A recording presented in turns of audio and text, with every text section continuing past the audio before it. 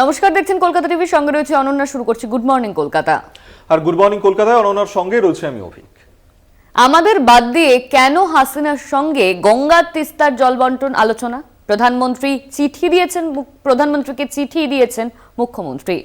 মুখ্যমন্ত্রীকে ছাড়াই এই আলোচনা কেন? কেন্দ্রের বিরুদ্ধে ক্ষোভ উগরে দিলেন ফরাক্কার বিধায়ক মনিরুল ইসলাম। তিস্তায় 14টা হাইডেল পাওয়া হয়েছে, তখন চোখে দেখেনি। ফরাক্কা নিয়ে আবার চুক্তি রিনিউ হচ্ছে, আমাদের জানালো না। আগে এগুলো নিয়ে ট্রাইপার্টাইট মিটিং হচ্ছে, বাংলাকে টোটাল বাদ দিয়ে। আপনারা করছেন জমি বিক্রি, ওরা করছে বাংলাকে বিক্রি। জলের আরেক নাম জীবন। ওরা জানে না উত্তরবঙ্গের একটা মানুষ আগামী দিন পানীয় জল পাবে না, এবং জল নেই তিস্তায়। গায়ের জোরে ভাবছে নর্থ বেঙ্গল থেকে জিতেছি বলে নর্থ বেঙ্গলের মানুষকে ডিপ্রাইভ করব। আমি একটা স্ট্রং চিঠি আজকে প্রধানমন্ত্রীকে দিচ্ছি।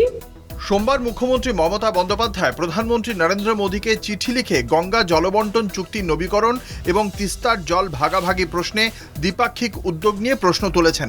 রাজ্য সরকারের অংশগ্রহণ ছাড়া তিস্তা এবং গঙ্গার জলবন্টন নিয়ে বাংলাদেশের সঙ্গে কোনো রকম চুক্তিতে তীব্র আপত্তি জানিয়ে চিঠি দিয়েছেন মমতা। তিনি লিখেছেন, বাংলার মানুষের স্বার্থ নিয়ে কোনো আপোষ করা হবে না। প্রশ্ন উঠছে, গঙ্গার জলবন্টন চুক্তি কি রাজ্য ও কেন্দ্রের মধ্যে নতুন সংঘাতের জন্ম দিচ্ছে? পাশাপাশি তিস্তার জলবন্টন চুক্তিতে ভারত বাংলাদেশের মধ্যে মৈত্রীর সম্পর্ক কি অটুট থাকবে? রাজ্যের অভিযোগ, জল চুক্তি সম্পর্কিত রাজ্যের বকেয়া টাকা এখনও দেয়নি কেন্দ্র। এই আবহে ফারাক্কার বিধায়ক মনিরুল ইসলাম ফারাক্কা ব্যারাজ কর্তৃপক্ষের ওপর একরাশ ক্ষোভ উগরে দিয়েছেন। ফারাক্কা ব্যারাজ কর্তৃপক্ষের জমি অধিগ্রহণের ফলে মানিকচক থেকে শুরু করে বৈষ্ণবনগর, ফারাক্কা, ধুলিয়ানের শামশেরগঞ্জ, সুতি 1, সুতি 2-এর বিস্তীর্ণ এলাকা গঙ্গা ভাঙনের কবলে পড়েছে। তা সত্ত্বেও কেন্দ্র ভাঙন কবলিত এলাকার মানুষজনের জন্য কোনো পদক্ষেপই করেনি। ব্যারেজের যে দায়িত্ব কর্তব্য রক্ষণাবেক্ষণ করার, সেই দায়িত্ব কিন্তু পালন করছে না। এক সাইডে পলি পড়ে যাওয়ার কারণে আমাদের ধুলিয়ান শহর থেকে নিয়ে, ফারাক্কা থেকে নিয়ে যে রক্ষণাবেক্ষণ করা দরকার ব্যারেজের, সেটা করছে না। এবং জল চুক্তিটা যে করেছে 2026 পর্যন্তই ছিল চুক্তি আর কি, তার আগেই চুক্তিটা হয়েছে। এখানে আমি মনে করি আমাদের রাজ্য সরকার মমতা ব্যানার্জিকে এই চুক্তিতে রাখা জরুরি ছিল। প্রায় 30 কোটি টাকা রাজ্য সরকার দিলেও নো অবজেকশন সার্টিফিকেট না পাওয়ায় লক এবং ফিডার ক্যানেলের পশ্চিম পাড়ের মানুষের যাতায়াতের জন্য যোগাযোগের ব্যবস্থা করা সম্ভব হয়ে উঠছে না। রক্ষণাবেক্ষণের দায়িত্ব কিন্তু কেন্দ্রীয় সরকারের।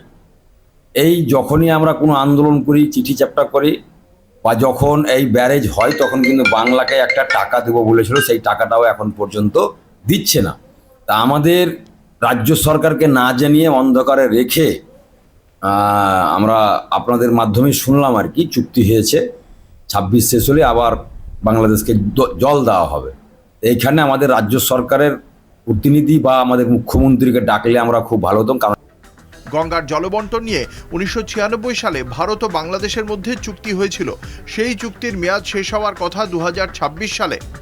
এই আবহে শনিবার নয়াদিল্লিতে প্রধানমন্ত্রী মোদী এবং বাংলাদেশের প্রধানমন্ত্রী হাসিনার মধ্যে একটি বৈঠক হয়। সেই বৈঠকে ব্রাত্য মুখ্যমন্ত্রী তা নিয়ে ক্ষুব্ধ মমতার চিঠি প্রধানমন্ত্রীকে।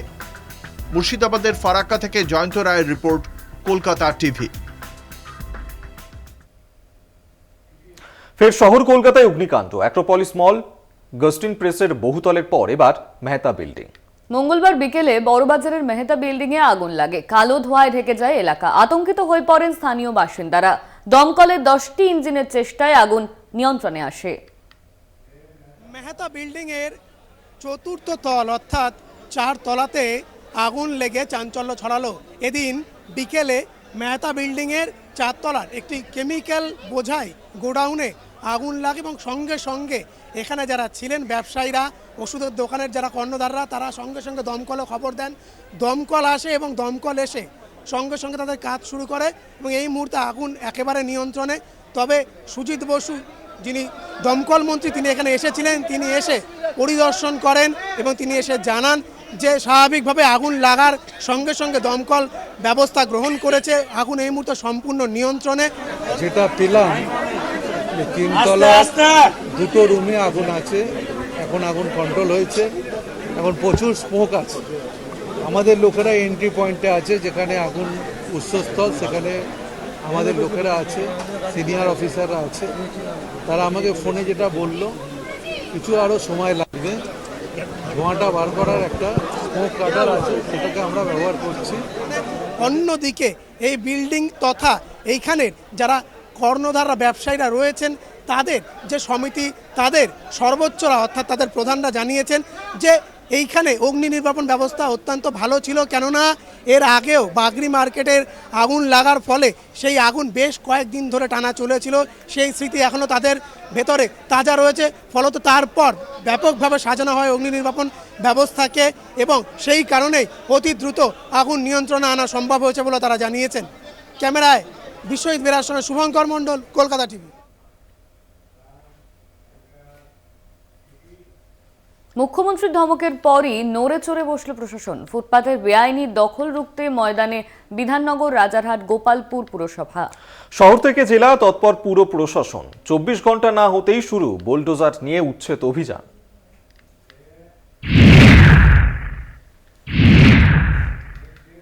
সল্লেক আমার লজ্জা লাগছে।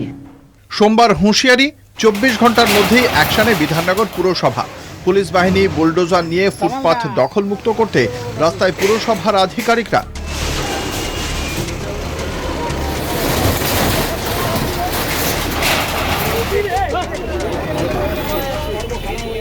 বেআইনি দখলদারি নিয়ে হুঁশিয়ারি শোনা যায় মুখ্যমন্ত্রীর গলায়। সল্লেক আমার লজ্জা লাগছে। রাজারহাটেও শুরু হয়েছে এনক্রোচমেন্ট। সল্লেকেও ইচ্ছা মতো সুজিত বোস লোক বসাচ্ছে কম্পিটিশন করে। কেন কেন বাইরের লোক বসবে? এআরডি অফিসের অপোজিটে, যদিও আপনাদের আমি ছবি দেখাই ভাববেন না যে আমি উইদাউট কাগজপত্রে আপনাদের কাছে চলে এসেছি। ছবি দেখালে নিজেরাই লজ্জা পাবেন। এর জন্য কত দিতে হয়েছে? এই একদম পুরো এআরডি অফিসের সামনে সব এনক্রোচমেন্ট হয়ে গেছে। একটা করে তিপ্পল লাগাচ্ছে, একটা করে বসে হচ্ছে, একটা করে তিপ্পল লাগাচ্ছে, একটা করে বসে হচ্ছে। কেন? ওয়াই? আমি জানতে চাই কত টাকার বিনিময়ে কারা নিয়েছে টাকা? কেন সল্লেক কর্পোরেশনের কাউন্সিলররা কাজ করে না? রাস্তা ঝাড় দেয় না? এবার কি আমাকে রাস্তা ঝাড় দিতে বেরোতে হবে? শুধু কি ওপরের দিকে তাকালেই হবে? নিচের দিকে তাকাতে হবে না? এলাকার লাইট দেখে না, রোড দেখে না, জল দেখে না, মানুষের প্রবলেম দেখে না? এই শহরটাকে আমি এত সুন্দর করে বানিয়ে দিয়েছি। ধমক খেতেই অ্যাকশন মোডে বিধাননগর পুরসভা। বেআইনি দোকান সরাতে তোড়জোড়। বিধাননগর দক্ষিণ থানার 16 নম্বর ট্যাঙ্ক লাগোয়া কেবি ব্লকের ফুটপাথ সরেজমিনে খতিয়ে দেখে বিধাননগর পুলিশ। ফুটপাথ থেকে ঝুপড়ি সরিয়ে নেওয়ার নির্দেশ পুরো আধিকারিকদের। সল্টলেকে সেক্টর 5-এ দীর্ঘদিন ধরেই ফুটপাথ দখল করা নিয়ে অভিযোগ আসছিল। ফুটপাথ দখল করেই অফিস পাড়ায় গজিয়ে উঠেছে সারি সারি খাবারের দোকান। ওইসব দোকানগুলোকেও দ্রুত সরানোর নির্দেশ দেওয়া হয়। সল্টলেক বিধাননগরের পাশাপাশি রাজারহাটেও বেআইনি দখল সরানোর অভিযান। রাস্তার ওপর বেআইনি দোকান ও ভ্যান সরানোর নির্দেশ দেওয়া হয়। 5 জনকে আটকও করা হয়। শহর কলকাতাতেও একই ছবি। ফুটপাথ জবরদখল, যেখানে সেখানে ঝুপড়ি জানিয়ে সোমবারের বৈঠকে উষ্মা প্রকাশ করেন মুখ্যমন্ত্রী। এমনকি অন্যতম ব্যস্ত হাসপাতাল, এসএসকেএম চত্বর এবং গড়িয়াহাট বাজারেও বেআইনি দোকান সরানোর অভিযানে নামে কলকাতা পুলিশ। শহরের পাশাপাশি কোচবিহার সহ একাধিক জেলায় ফুটপাথ দখলমুক্ত করতে উদ্যোগী প্রশাসন। Kolkata TV. Good morning Kolkata. এখন সময় একটা বিরতির। অন্যান্য খবর নিয়ে ফিরছি বিরতির পর, সঙ্গে থাকুন। পানীয় জল সরবরাহ পরিষেবা এবং পরিষ্কার পরিচ্ছন্নতার নিরিখে স্বয়ং মুখ্যমন্ত্রী প্রশংসা করেছেন বৈদ্যবাটি ও উত্তরপাড়া পুরসভার। রাজ্যের প্রশাসনিক প্রধানের প্রশংসায় খুশির হাওয়া হুগলির 2 পুর এলাকায়। আরও ভালো কাজের তাগিদও পেয়েছে 2 পুর কর্তৃপক্ষ। Best and worst performing municipalities. Drinking water best performing municipalities Uluberia, Halisahar, Kolkata MC, Baidyabati এবং Bankura. Worst performing municipalities Alipurduar, Bally, Baranagar, Siliguri, Santipur. Cleanness and waste management Kolkata municipality best performance municipalities Basirhat, Baidyabati, Uttarpara, north Dumdum and Navadvip. Hondo municipality, it must be the model নাগরিক পরিষেবার নিরিখে রাজ্যের কোন পুরসভা সফল আর কারা ব্যর্থ, সপ্তাহের প্রথম দিন সেই তালিকা নিয়ে বসেছিলেন মুখ্যমন্ত্রী মমতা বন্দ্যোপাধ্যায়। নরমে গরমে পুরো কর্তৃপক্ষকে ধমক প্রশংসা শোনা গেছে মমতা বন্দ্যোপাধ্যায়ের গলায়। রেয়াত পাননি প্রশাসনিক কর্তারাও। মুখ্যমন্ত্রীর কাছে পৌঁছানো সার্ভে রিপোর্ট অনুযায়ী পানীয় জল সরবরাহ এবং এলাকা পরিষ্কার পরিচ্ছন্ন রাখায় ভালো কাজ করেছে হুগলি জেলার বৈদ্যবাটি পুরসভা। পুরসভার 23 নম্বর ওয়ার্ডের জনসংখ্যা 1,60,000-এর সামান্য বেশি। তারা সবাই শুদ্ধ পানীয় জল পান। পুরসভার কাজে খুশি সকলেই। আজ থেকে 20 বছর আগে যেরকম সংকট ছিল সেই তুলনায় এখন আমরা খুব ভালোভাবে জল পাচ্ছি। পানীয় জল, হ্যাঁ, রাস্তার সব জায়গাতেই জলের সেবাটা আমরা খুব ভালোভাবে পাচ্ছি। পরিশ্রুত পানীয় জল অমৃতের প্রকল্পের মাধ্যমে সব ওয়ার্ডের প্রতিটা বাড়ি প্রতিটা ওয়ার্ডের প্রতিটা গলিতে জলের পাইপলাইন বসে গেছে এবং সরকারের খরচায় যে বাড়িতে জলের লাইন ছিল না সেই বাড়িতে জলের লাইন দেওয়া হয়েছে। কাঁচা ড্রেনগুলো যেগুলো এবং পাকা ড্রেন যেগুলো জাম হয়ে গেছে সেইগুলোকে বর্ষার আগে থাকতেই কাজ শুরু করে দিয়েছি যাতে না ওয়াটার লকিং হয়। এইভাবে আমরা কাজ করেছি। মুখ্যমন্ত্রীর রিপোর্ট কার্ড অনুযায়ী পরিচ্ছন্নতায় শ্রেষ্ঠ পরিষেবা দিয়েছে হুগলিরই উত্তরপাড়া কোতরং পুরসভা। স্বয়ং মুখ্যমন্ত্রীর থেকে সার্টিফিকেট পেয়ে খুশি রাজ্যের সবথেকে প্রাচীন পুরসভার বাসিন্দারা। পুরো এলাকার আবর্জনা রিসাইক্লিং করে তা বাজারজাত করা হয়েছে পুরসভার উদ্যোগে। আমরা গর্বিত তার জন্য। উত্তরপাড়ায় কনজারভেন্সি যে পরিষেবা আমরা দিই এবং রিসাইক্লিং প্রসেস যেটা, এবং এটা আমার ওয়ার্ডেই আছে, জানো তোমরা বোধহয়, এবং এটা আমরা কাজটা খুব ভালোভাবেই করছি। আমরা ওই রিসাইক্লিং করে প্লাস্টিককে আমরা ওই গ্রানুলস তৈরি করে আমরা মার্কেটিং করছি। শুধু কাজের নিরিখে প্রশংসা নয়, আগামী দিনে কি করে পুরো পরিষেবা আরও ভালো করা যেতে পারে সোমবার নবান্ন থেকে তা নিয়েও আলোচনা করেন মমতা বন্দ্যোপাধ্যায়। খারাপ কাজের সঙ্গে রেয়াত করা হবে না বলেও স্পষ্ট জানান তিনি। রাজ্যের প্রশাসনিক প্রধানের কাছ থেকে মৌখিক সার্টিফিকেট পাওয়ার পর তার দেখানো পথেই চলতে চায় হুগলির 2 পুরসভা। হুগলি থেকে তাপস চক্রবর্তীর রিপোর্ট, কলকাতা টিভি। অফিস টাইমে ভিড়ে ঠাসা বাস থেকে আংশিক রেহাই হাওড়া বালিগঞ্জ রুটের মহিলা যাত্রীদের। তাঁদের সুরক্ষার কথা ভেবেই চালু হলো Howrah Ballygunge ladies special bus পরিষেবা। হাওড়া বাস স্ট্যান্ডে রাজ্যের পরিবহন মন্ত্রী স্নেহাশিস চক্রবর্তীর উপস্থিতিতে যাত্রা শুরু করলো বালিগঞ্জগামী প্রথম বাস। একে ভ্যাবসা গরম, তার উপর ভিড়ে ঠাসা বাস, নিত্যযাত্রীদের কাছে দুই যেন সমান যন্ত্রণার। প্রতিদিনের সেই রুটিন যন্ত্রণার থেকে রেহাই মিলতে চলেছে হাওড়া বালিগঞ্জ রুটের মহিলা যাত্রীদের এক অংশের। মহিলা যাত্রীদের সুরক্ষার কথা ভেবে চালু হলো Howrah Ballygunge ladies special bus service. পরিবহন মন্ত্রীর উপস্থিতিতে হাওড়া বাস স্ট্যান্ড থেকে প্রথম দিনের যাত্রা করলো সাদা বেলুনে সাজানো নীল সাদা বাস। খুব ভালো লাগছে, লেডি স্পেশাল আমি ডিউটি করছি, আমার খুব ভালো লাগছে। হ্যাঁ, জেনারেল বাসে ভিড়টা একটু বেশি হয় আর সবার সাথে যেতে হয়, আর এটা আমাদের শুধুমাত্র মেয়েদের জন্য, আমাদের তার জন্য ভীষণই ভালো লাগলো। এই বাসের সংখ্যাটা কি আরো বাড়ানো উচিত? হ্যাঁ, বাড়ালে তো অবশ্যই ভালো হয়। পরিবহন দপ্তরের রাষ্ট্রমন্ত্রী, দপ্তরের সেক্রেটারি, WBTCর আধিকারিক সহ প্রথম দিনের বাস যাত্রায় উপস্থিত ছিলেন অনেকেই। সবুজ পতাকা নেড়ে বাস রওনা করালেন তারা। Park street, Elgin road, Hazra, Rashbehari হয়ে বালিগঞ্জে পৌঁছবে। প্রতিদিন সকাল 9:30 এখান থেকে যাত্রা শুরু করবে এবং বিকেলবেলা যখন অফিস ছুটি হবে আবার বালিগঞ্জ থেকে 5:30টার সময় এই বাসটি ওই নির্দিষ্ট রুট হয়েই হাওড়া স্টেশনে পৌঁছবে। এটা মূলত মহিলাদের জন্য। এর কন্ডাক্টর মহিলা, যদিও ড্রাইভার পুরুষ, কিন্তু কন্ডাক্টর মহিলা, এবং মহিলাদের জন্য স্পেশালি এই বাসটি আমরা চালু করলাম।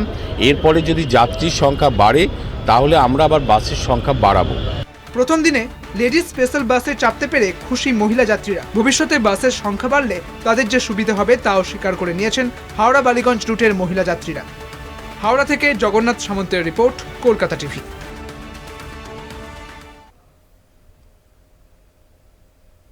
এখন সময় আরো একটা বিরতির। অন্যান্য খবর নিয়ে ফিরছি বিরতির পর, সঙ্গে থাকুন।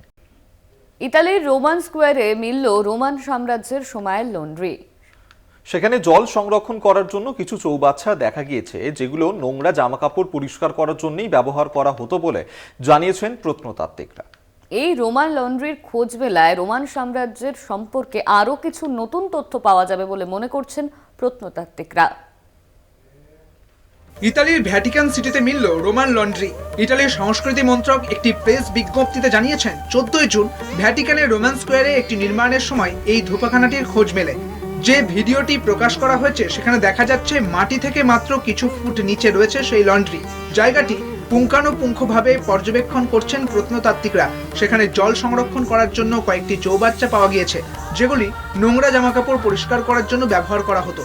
শুধু তাই নয়, স্থানটি স্নানের জন্যও ব্যবহার করা হতো বলে জানা যাচ্ছে। ইতালির সংস্কৃতি মন্ত্রক আরও জানিয়েছে, মনে করা হচ্ছে এই জায়গাটি প্রাচীন সময় কোনো রাজকীয় বাসভবন ছিল। টাইবার নদীর সামনে যা নির্মাণ করা হয়েছিল। ওয়ার্ল্ড হিস্ট্রি এনসাইক্লোপিডিয়ায় বলা হয়েছে, প্রাচীন রোমে ধোপারা ডিটারজেন্ট হিসেবে মানুষের এবং পশুর মূত্র ব্যবহার করত। তারা প্রায়শই বিভিন্ন শৌচালয় থেকে মূত্র সংগ্রহ করত। এই রোমান লন্ড্রির খোঁজ মেলায় রোমান সাম্রাজ্য সম্পর্কে আরও কিছু নতুন তথ্য পাওয়া যাবে বলে মনে করছেন প্রত্নতাত্ত্বিকরা। কলকাতা টিভি।